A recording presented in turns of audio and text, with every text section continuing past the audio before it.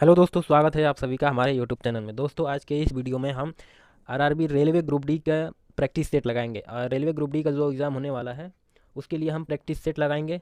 और practice set जो है दोस्तों, यह प्रैक्टिस सेट नंबर 1 है, जिसमें हम रेलवे ग्रुप डी के एग्ज़ाम में पूछे जाने वाले सामान्य विज्ञान के जो 25 प्रश्न पूछे जाएंगे, उन्हीं 25 प्रश्नों को हम इस वीडियो में देखेंगे। ठीक है, कैसे जो है कि साइंस के क्वेश्चंस पूछे जाते हैं रेलवे ग्रुप डी में। तो चलिए दोस्तों, हम चलते हैं अपने पहले प्रश्न पे। देखिए दोस्तों, ये है सामान्य विज्ञान का पहला प्रश्न। पहला प्रश्न है, किस कोशिकांग को कोशिका का पावर हाउस कहा जाता है? ऑप्शन दिया है ए गोल्जिकाय, बी है केंद्रक, सी है केंद्रिका और डी दिया है माइट्रोकांड्रिया। ठीक है दोस्तों, तो देखिए, किस कोशिकांग को कोशिका का पावर हाउस कहा जाता है? तो माइट्रोकांड्रिया को जो है दोस्तों पावर हाउस कहा जाता है। किसका? कोशिका का पावर हाउस माइट्रोकांड्रिया को कहा जाता है। तो इस प्रकार इसका right answer option number D हो जाएगा। अब चलिए क्वेश्चन नंबर दूसरे पर चलते हैं। क्वेश्चन नंबर दूसरा पूछा जा रहा है, दाब वृद्धि से पानी का क्वथनांक डैश डैश क्या होता है? यदि दाब बढ़ाया जाए, यदि पानी पर दाब बढ़ाया जाए तो उसके क्वथनांक पर क्या असर पड़ेगा? तो ऑप्शन में दिया है, ऑप्शन ए दिया है बढ़ता है, बी दिया है घटता है, सी दिया है अपवर्तित रहता है और डी दिया है इनमें से कोई नहीं। तो देखिए दोस्तों, यदि हम पानी पर दाब लगाएं यानी दाब की वृद्धि करें तो पानी का क्वथनांक बढ़ता है। तो इसका राइट आंसर हो जाएगा ऑप्शन नंबर ए। ठीक है, अब चलते हैं दोस्तों क्वेश्चन नंबर 3 पर। देखिए क्वेश्चन नंबर 3 क्या पूछा जा रहा है इसमें। यहाँ डैश डैश, यहाँ खाली स्थान है, आपको ऑप्शन में से भरना है। अनार का खाने योग्य भाग है, अनार का कौन सा भाग खाने योग्य होता है और उसका क्या नाम है, उसको आप ऑप्शन में से ढूंढ करके इसमें भरना है। ठीक है, ऑप्शन ए दिया है बीजांडासन, बी है फल भित्ति, सी है मांसल बीज चोल, डी है अंतः फल भित्ति। तो देखिए दोस्तों, अनार का जो खाने योग्य भाग होता है वह होता है मांसल बीज चोल, मांसल बीज चोल होता है। तो इस प्रकार इसका right answer option number C हो जाएगा। अब चलते हैं अपने अगले प्रश्न पे, क्वेश्चन नंबर 4। ठीक है, स्वच्छ आकाश नीला दिखाई देता है, क्यों? इसका क्या कारण है? तो ऑप्शन में दिया है प्रकाश के विवर्तन से, बी है प्रकाश के प्रकीर्णन से, डी है सी है प्रकाश के अपवर्तन से और डी है प्रकाश के ध्रुवण से। तो ये सब कारण दिए हैं और इनमें से आपको सही कारण पे टिक करना है। ठीक है, तो देखिए दोस्तों, स्वच्छ आकाश का नीला दिखाई देना किसकी वजह से संभव होता है? तो इसका कारण है दोस्तों प्रकाश का प्रकीर्णन। प्रकाश के प्रकीर्णन से ही स्वच्छ आकाश क्या होता है, नीला दिखाई देता है। तो इसका right answer option number B हो जाएगा, प्रकाश का प्रकीर्णन। अगला प्रश्न है क्वेश्चन नंबर 5। निम्न में से किसमें ऊर्ध्वपातन का गुण पाया जाता है? ऑप्शन ए दिया है मैग्नीशियम क्लोराइड में, बी है सोडियम क्लोराइड में, सी दिया है अमोनियम क्लोराइड में और डी है कैल्शियम क्लोराइड में। तो दोस्तों सबसे पहले तो आपको ये पता होना चाहिए कि ऊर्ध्वपातन क्या होता है। ऊर्ध्वपातन दोस्तों, ऊर्ध्वपातन की प्रक्रिया जो होती है, यदि कोई ठोस पदार्थ, देखिए जैसे कोई ठोस पदार्थ को यदि गर्म किया जाए तो उसके उस पदार्थ पर तापमान बढ़ाने से वह यदि डायरेक्ट गैसीय अवस्था में परिवर्तित हो जाता है, ठोस अवस्था से डायरेक्ट गैसीय अवस्था में परिवर्तित हो जाता है, तो इस प्रक्रिया को ऊर्ध्वपातन कहते हैं। ठीक है, तो इनमें से कौन जो होता है वह डायरेक्ट ठोस अवस्था से गैसीय अवस्था में बदल जाता है? तो वो है दोस्तों अमोनियम क्लोराइड। ठीक है, यदि अमोनियम क्लोराइड को यदि आप गर्म करेंगे तो वह सीधे जो है कि गैसीय अवस्था से ठोस अवस्था से गैसीय अवस्था में बदल जाता है। ठीक है, अब देखिए दोस्तों, अगला प्रश्न है प्रश्न नंबर 6। ठीक है, दूरदृष्टि दोष के कारण निवारण के लिए मरीज को किस लेंस का चश्मा दिया जाता है? ऑप्शन दिया है ए सूक्ष्म शून्य क्षमता लेंस का, बी है अवतल लेंस का, सी उत्तल लेंस का और डी मिश्रित लेंस का। यानी यदि कोई व्यक्ति दूरदृष्टि दोष से ग्रसित है तो उसके दूरदृष्टि दोष को दूर करने के लिए मरीज को किस लेंस का चश्मा दिया जाता है, यानी उसके चश्मे में कौन सा लेंस लगा होता है, यह जो है कि इस क्वेश्चन में अब पूछा जा रहा है आपसे। तो इसका राइट आंसर होगा दोस्तों, राइट आंसर जो है कि आपको बताने से पहले दोस्तों बता दें कि दूरदृष्टि क्या होता है। दूरदृष्टि में दोस्तों दूर की वस्तु जो है कि दिखाई देती है, लेकिन नज़दीक की वस्तु जो है कि स्पष्ट रूप से नहीं दिखाई देती है। तो इसलिए नज़दीक की वस्तु को देखने के लिए जो मरीज का चश्मा होता है उसमें उत्तल लेंस का जो है कि प्रयोग किया जाता है, उत्तल लेंस लगाया जाता है। ठीक है, तो इस प्रकार से इसका जो राइट आंसर हो जाएगा option number C. Option number C में उत्तल लेंस दिया है, तो उत्तल लेंस जो है कि इसका राइट आंसर होगा। अब अगला प्रश्न है दोस्तों, क्वेश्चन नंबर 7। निम्नलिखित में से कौन सा कथन सत्य है? तो ऑप्शन ए है प्रोक्रिएटिक में केंद्रक नहीं होते हैं, बी है एक कोशिकीय जीव में एकल कोशिका सभी कार्य करती हैं, सी है नीले हरे शैवाल प्रोकैरियोटिक के उदाहरण हैं, डी है उपर्युक्त सभी। तो देखिए दोस्तों, इनमें से आपको छांटना है कौन सा कथन सत्य है। प्रोकैरियोटिक में केंद्रक नहीं होते हैं, ठीक है। बी है कोशिकीय जीव में एकल कोशिका सभी कार्य करती हैं। तो देखिए दोस्तों, इसका जो राइट आंसर होगा, वैसे देखा जाए दोस्तों तो प्रोकैरियोटिक कोशिकाओं में केंद्रक नहीं होता है, ये भी सही है। बी एक कोशिकीय जीव में एकल कोशिका सभी कार्य करती है, नीले हरे शैवाल प्रोकैरियोटिक के उदाहरण है, ठीक है। तो यह सभी जो है दोस्तों, तीन जो ऑप्शन है यह सभी सही है। तो इस प्रकार दोस्तों ऑप्शन नंबर डी जो है उपयुक्त सभी राइट आंसर हो जाएगा, ठीक है। ऑप्शन नंबर डी जो है कि इसका राइट आंसर हो जाएगा। अब अगला प्रश्न दोस्तों, क्वेश्चन नंबर 8, कोशिका भित्ति वाला सबसे छोटा सजीव है, जिसमें सबसे छोटा सजीव जिसमें कोशिका भित्ति पाया जाता है। ऑप्शन ए है साइनोबैक्टीरिया, बी है ईस्ट, और डी सी है शैवाल, डी है जीवाणु, ठीक है। तो सबसे छोटा जीव जिसमें कोशिका भित्ति पाई जाती है, तो देखिए दोस्तों, जीवाणु जो होता है उसमें कोशिका भित्ति पाई जाती है और वह सबसे छोटा सजीव है। तो इस प्रकार से जो राइट आंसर होगा ऑप्शन नंबर डी इसका राइट आंसर हो जाएगा। अब चलिए दोस्तों अगले प्रश्न पे, क्वेश्चन नंबर 9 देखिए। क्वेश्चन नंबर 9 देखेंगे दोस्तों।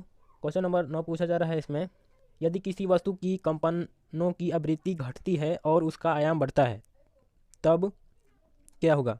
ऑप्शन में दिया है, आपको इसमें से सही पर टिक करना है। ऑप्शन ए दिया है उत्पादित ध्वनि का तारत्व और प्रबलता दोनों बढ़ते हैं, बी है तारत्व बढ़ता है लेकिन प्रबलता घटती है, और सी है उत्पादित ध्वनि का तारत्व और प्रबलता दोनों घटते हैं, और डी दिया है तारत्व घटता है लेकिन प्रबलता बढ़ती है, ठीक है। तो इसमें से राइट आंसर क्या होगा दोस्तों, यदि किसी वस्तु की कंपनों की आवृत्ति घटती है और उसका आयाम बढ़ता है तो क्या होता है दोस्तों, उत्पादित ध्वनि का तारत्व और प्रबलता दोनों ही घट जाते हैं, ठीक है। तो इस प्रकार इसका right answer option number C हो जाएगा। अगला प्रश्न देखते हैं दोस्तों, प्रश्न नंबर 10, रक्त स्कंदन एवं पेशी संकोचन में किस तत्व की आवश्यकता होती है। ऑप्शन ए है आयरन, डी बी है सल्फर, सी है कैल्शियम, और डी है आयोडीन। रक्त स्कंदन एवं पेशी संकोचन में किस तत्व की आवश्यकता होती है, ठीक है। तो इसका राइट आंसर होगा दोस्तों ऑप्शन नंबर सी, कैल्शियम, ठीक है। अगला प्रश्न है 11 नंबर, वह गैस जो रक्त में कार्बोक्सिक हीमोग्लोबिन बनाती है जिससे दम घुटता है, वह कौन सा है। वह गैस जो रक्त में कार्बोक्सिक हीमोग्लोबिन बनाती है जिससे दम घुटता है, तो ऑप्शन ए है carbon monoxide, carbon dioxide, C chlorofluorocarbon, और डी है नाइट्रोजन। तो किस गैस से दोस्तों रक्त में कार्बोक्सी हीमोग्लोबिन बनती है और जिससे दम घुटता है, तो आपको पता होगा दोस्तों, जो कार्बन मोनोऑक्साइड गैस है जो कि अंगीठी से निकलती है, इससे क्या होता है दोस्तों, दम घुटता है, ठीक है। तो इस प्रकार इसका राइट आंसर कौन सा हो जाएगा, ऑप्शन नंबर ए, कार्बन मोनोऑक्साइड। और कार्बन मोनोऑक्साइड कहाँ से निकलती है, तो अंगीठी से, जो अंगीठी जो जलाया जाता है उससे, ठीक है। और अगला प्रश्न है दोस्तों 12 नंबर, शर्करा को एल्कोहल में परिवर्तित करने की प्रक्रिया कहलाती है। शर्करा को एल्कोहल में परिवर्तित करने की प्रक्रिया को क्या कहते हैं। ऑप्शन ए जीवाणु नाशन, बी पाश्चुरीकरण, सी है समांगीकरण, और डी है किण्वन, ठीक है। तो यह भी क्वेश्चन जो है दोस्तों बहुत ही अच्छा क्वेश्चन है।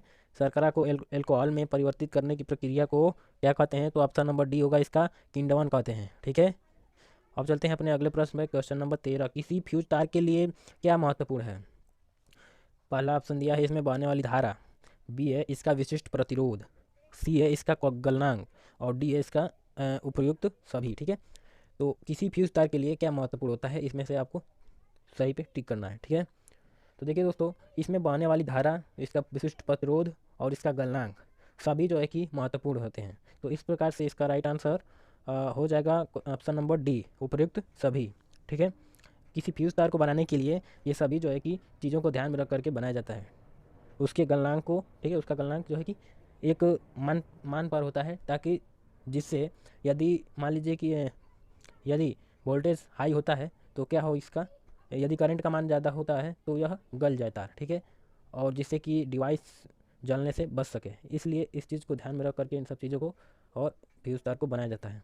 अगला प्रश्न है दोस्तों, प्रश्न नंबर 14, प्लास्टर ऑफ पेरिस का रासायनिक सूत्र है। ऑप्शन नंबर ए CaSO4 और H2O का ट्वाइस, ठीक है। ऑप्शन नंबर बी है CaSO4 × 1 यानी हाफ H2O, और सी है option CaSO4 into H2O, D option है CaSO4 इंटू 2H2O। ठीक है, तो इसका राइट आंसर क्या होगा? प्लास्टर ऑफ पेरिस का यह रासायनिक सूत्र इसमें पूछा जा रहा है।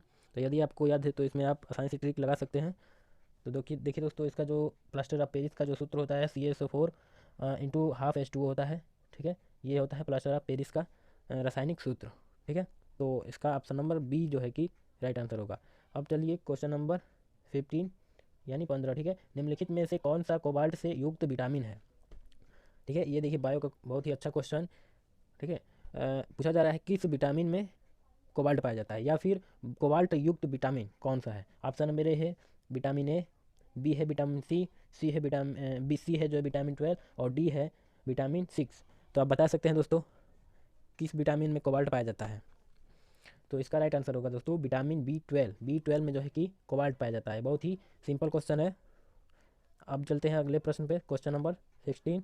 एक एएमयू की तुल्य ऊर्जा है, एक एएमयू की तुल्य ऊर्जा कितनी होती है? ठीक है, ऑप्शन ए है 0.693 MeV, ठीक है, मेगा वोल्ट, या फिर option number B 1 electron volt, या option number C 931 mega volt, या फिर डी 14.2 मेगा वोल्ट। ठीक है, तो इसमें से कौन सा जो है कि एक एमयू के बराबर होगा? तो इसका राइट आंसर हो जाएगा दोस्तों एक एमयू के तुल्य जो ऊर्जा होती है 931 मेगा वोल्ट होती है। ठीक है, तो इसका राइट आंसर कौन सा हो जाएगा? Option number C. चलिए फिर अपने अगले प्रश्न पर चलते हैं, क्वेश्चन नंबर 17। ठीक है, तो देखिए क्वेश्चन नंबर 17 में क्या पूछा जा रहा है? निम्नलिखित में से कौन उच्चतम भेदन क्षमता का विकिरण है? ऑप्शन ए दिया है बीटा किरणें, बी है अल्फा किरणें, सी एक्स किरणें, और डी गामा किरणें। तो देखिए इन सभी किरणों में से किसकी भेदन क्षमता उच्च होती है, ये चीज़ आपको इसमें बताना है। तो इसमें दोस्तों सबसे उच्च भेदन जो क्षमता होती है गामा किरणें की होती है। ठीक है, गामा किरणों की भेदन क्षमता सबसे उच्च होती है। तो इस प्रकार से इसका right answer option number D होगा, यानी गामा किरणें होंगे। ठीक है, अब अगला प्रश्न, क्वेश्चन नंबर 18। निम्न में से कौन सा प्रभाव ध्वनि तरंगों में नहीं पाया जाता है? ठीक है, कौन सा जो प्रभाव होता है वह ध्वनि तरंगों में नहीं पाया जाता है, यानी कौन सी घटना ध्वनि तरंगों में नहीं होती है, या फिर कौन सा गुण ध्वनि तरंगों में नहीं पाया जाता है? ठीक है, तो ये सब जो है कि ऑप्शन जो है 4 दिए हैं, इसमें से आपको ढूंढना है। पहला है ध्रुवण, बी है परावर्तन, सी है विवर्तन, और डी है व्यतिकरण। तो कौन सा प्रभाव इसमें ध्वनि तरंगों में नहीं होता है? ठीक है, जो कि ऐसे ये जो प्रभाव है प्रकाश में भी पाए जाते हैं। ठीक है, और कुछ कुछ जो होते हैं ध्वनि में पाए जाते हैं, कॉमन होता है। ठीक है, लेकिन क्या चीज़ है जो ध्वनि में पाया जाता है या ध्वनि तरंगों में नहीं पाया जाता है? तो इसका जो राइट आंसर होगा दोस्तों ध्रुवण। ठीक है, ध्वनि तरंगों में ध्रुवण जो है कि नहीं पाया जाता है। परावर्तन जो होता है यह पाया जाता है यदि,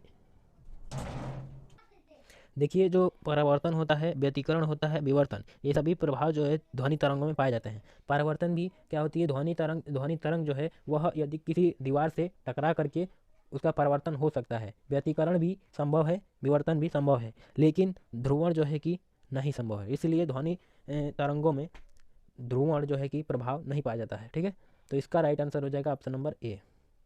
अब चलते हैं अगले प्रश्न पे, क्वेश्चन नंबर 19। सी आर का इलेक्ट्रॉनिक विन्यास क्या है? ठीक है, अब सी आर जो है कि यह एक प्रतीक है। ठीक है, किस एलिमेंट का प्रतीक है आप समझ सकते हैं। ठीक है, यदि आपको पता है तो आप इसका इलेक्ट्रॉनिक विन्यास भी निकाल सकते हैं। ठीक है दोस्तों, तो देखिए option number A 3D5, option number 3D5 4S1, B है 3D6 4S0, और ऑप्शन नंबर सी 3D4 4S2, और ऑप्शन नंबर डी है 3D5 4S0। ठीक है, तो आप बताइए दोस्तों सी आर का इलेक्ट्रॉनिक विन्यास क्या है?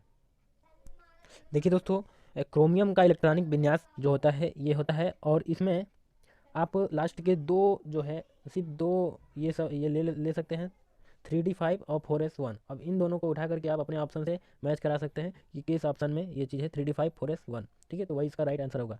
सी आर का मतलब होता है क्रोमियम, यानी क्रोमियम का जो है प्रतीक होता है वह सी आर होता है। ठीक है, और इसका इसका जो परमाणु क्रमांक जो होता है दोस्तों 24 होता है। ठीक है, तो इसका जब आप इलेक्ट्रॉनिक विन्यास करेंगे तो इस प्रकार से इलेक्ट्रॉनिक विन्यास होगा। ठीक है, तो इसका राइट आंसर हो जाएगा, देखिए 3D5 4S1 जो है कि ऑप्शन नंबर ए में है, तो इसका ऑप्शन नंबर ए राइट आंसर हो जाएगा। अगला प्रश्न है क्वेश्चन नंबर 20। ब्रायोफिल्म में जनन होता है, ऑप्शन ए जड़ या मूल द्वारा, बी पत्ती द्वारा, सी तने द्वारा, डी पुष्प द्वारा। तो इसका राइट आंसर क्या होगा दोस्तों? ब्रायोफिल्म में जनन किसके द्वारा होता है? तो इसका राइट आंसर होगा पत्ती के द्वारा। पत्ती के द्वारा जो है कि ब्रायोफिल्म में जनन होता है। तो इसका right answer option number B. अगला प्रश्न है क्वेश्चन नंबर 21। रसोई गैस मुख्य रूप से निम्न दो गैसों का मिश्रण होता है, तो वह दो गैस कौन कौन से हैं? ऑप्शन ए ब्यूटेन एवं पेंटेन, बी है मेथेन एवं एथेन, सी है प्रोपेन ब्यूटेन, और डी है एथेन व प्रोपेन। ठीक है, तो रसोई गैस किन दो गैसों का मिश्रण होता है दोस्तों? तो इसका राइट आंसर होगा प्रोपेन एवं ब्यूटेन। ठीक है, प्रोपेन और ब्यूटेन दो गैसों का मिश्रण रसोई गैस होता है। तो इसका right answer option number C, propane एवं ब्यूटेन रसोई गैस इन दो गैसों का मिश्रण होता है। अगला प्रश्न क्वेश्चन नंबर 22। यूरिक अम्ल यहाँ डैश है का उत्सर्जी पदार्थ है? ऑप्शन ए अमीबा तारा मछली, बी पक्षी सर्प का, या फिर सी मेढक मनुष्य का, या डी इनमें से कोई नहीं। तो यूरिक अम्ल किसका जो है कि उत्सर्जी पदार्थ है? ठीक है, किस जीव का उत्सर्जी पदार्थ होता है? तो देखिए दोस्तों, यूरिक अम्ल जो होता है पक्षी सर्प का उत्सर्जी पदार्थ होता है। ठीक है, यूरिक अम्ल का उत्सर्जन कौन करता है? पक्षी और सर्प करते हैं। ठीक है, और अगला प्रश्न है क्वेश्चन नंबर 23। किसी व्यक्ति का द्रव्यमान पृथ्वी तल पर 72 किलोग्राम तथा चंद्रमा की सतह पर जी का मान 1/6 है, तो चंद्रमा पर व्यक्ति का द्रव्यमान कितना होगा? देखिए, इसमें बताया जा रहा है पृथ्वी तल पर किसी व्यक्ति का द्रव्यमान जो है 72 kg है। ठीक है, 72 kg है, किलोग्राम है। ये क्या है? तो पृथ्वी तल पर 72 किलोग्राम तथा चंद्रमा की सतह पर जी का मान 1/6 है। किसी व्यक्ति का यह द्रव्यमान है, जिसको हम किससे इंडिकेट करेंगे? यम से। ठीक है, और जी का मान जो होता है पृथ्वी तल पर जी हम मान सकते हैं, या फिर 10 होता है, और चंद्रमा पर जो होता है इसी पृथ्वी पर जो गुरुत्वीय त्वरण का मान होता है उसका 1/6 गुना होता है। तो चंद्रमा पर व्यक्ति का द्रव्यमान कितना होगा? ठीक है, तो देखिए इसका द्रव्यमान जो होगा चंद्रमा पर दोस्तों होगा वो देखिए दोस्तों, एम एक होता है और एक होता है, ये एम जो होता है यह द्रव्यमान है, और एक होता है भार। ठीक है, भार में होता है एम इंटू जी, और ये जो होता है द्रव्यमान होता है। ठीक है, तो देखिए दोस्तों, इसमें क्या है, यदि भार पूछता तो उसके भार में कमी हो जाती है। ठीक है, हो जाती, क्योंकि यहाँ पे जी का मान 1/6 हो जाता, तो उसके भार में कमी हो जाती चंद्रमा पर। ठीक है, लेकिन इसका द्रव्यमान जो है 72 kg है, और इसी द्रव्यमान को फिर से चंद्रमा पर पूछ रहा है कि चंद्रमा पर व्यक्ति का द्रव्यमान कितना होगा। तो एक बात याद रखें दोस्तों, जो द्रव्यमान जो होता है वह वेरिएबल नहीं है, यानी परिवर्तित नहीं है। वह हर जगह इसका मान जो है कि समान रहता है, द्रव्यमान का मान हर जगह समान रहता है, जबकि भार जो है वेरिएबल है। ठीक है, यह परिवर्तित होता रहता है। यह गुरुत्वाकर्षण जो गुरुत्वीय त्वरण जो होता है उस पर निर्भर करता है, यानी जी के मान पर यह क्या होता है? निर्भर करता है। इसलिए जी का मान हर जगह परिवर्तित होता रहता है, तो भार का भी मान हर जगह परिवर्तित होता है। लेकिन एम जो होता है वह कांस्टेंट होता है, जिसका जो भी मान है वह हर जगह वही मान रहता है। तो इसका देखिए पृथ्वी पर 72 kg है, तो चंद्रमा पर भी 72 kg ही होगा। ठीक है, तो इसका right answer option number C हो जाएगा। अब अगला प्रश्न दोस्तों, क्वेश्चन नंबर 24। मानव कान कितनी आवृत्ति वाली ध्वनि सुन सकते हैं? ऑप्शन ए है 10 हर्ट्ज से 15 हर्ट्ज, बी है 15 हर्ट्ज से 20 हर्ट्ज, सी 20 हर्ट्ज से 20,000 हर्ट्ज, और डी 20,000 हर्ट्ज से 25,000 हर्ट्ज। ठीक है, देखिए दोस्तों, इसका राइट आंसर क्या होगा? मानव कान जो होता है वह कितनी आवृत्ति की ध्वनि को सुन सकता है? इसका राइट आंसर होगा 20 हर्ट्ज से 20 किलो हर्ट्ज। ठीक है, 20 हर्ट्ज से एच जेड से 20 किलो हर्ट्ज होता है, तो 20 किलो हर्ट्ज का मतलब हो जाएगा 20,000 हर्ट्ज। ठीक है, तो देखिए दोस्तों, ऑप्शन नंबर सी में है, तो इसका right answer option number C हो जाएगा। ठीक है, अब अगला प्रश्न दोस्तों, आखिरी प्रश्न और 25वां प्रश्न। ठीक है, जठर रस स्त्रावित होता है। अब देखिए दोस्तों, जठर रस स्त्रावित होता है, ये किसको नहीं पता होगा दोस्तों?